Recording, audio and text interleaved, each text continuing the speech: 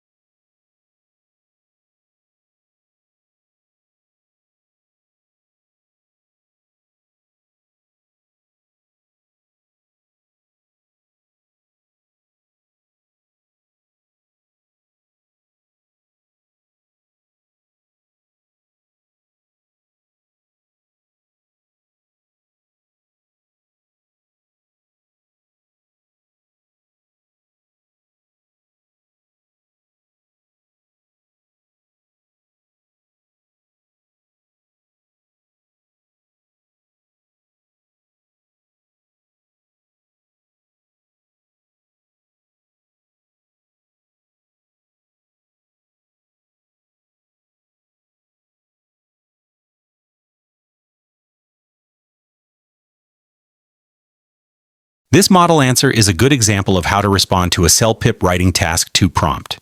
You can pause the video now to read the full answer if you need more time. The response clearly states the writer's choice at the beginning. I believe option A is the best choice. It then provides 2 main reasons to support this choice. For instance, it mentions that new facilities would be very beneficial for young people. It also explains how they could help build a stronger neighborhood. The answer is well organized with a clear introduction, 2 body paragraphs, and a brief conclusion. The tone is semi-formal and polite, which is suitable for a survey response to a city council. Each paragraph focuses on a different benefit, making the ideas easy to follow. Notice the useful linking words that connect ideas smoothly. Words like firstly, secondly. This could also, and for these reasons, help guide the reader through the arguments. The answer also includes some helpful vocabulary. Words like beneficial and vibrant are good examples of slightly more advanced vocabulary that still fit well into the text. A useful tip for beginners is to always state your choice clearly at the start. Then, in your body paragraphs, provide specific reasons and examples to support your decision. This structure helps you fully develop your ideas and meet the prompt requirements.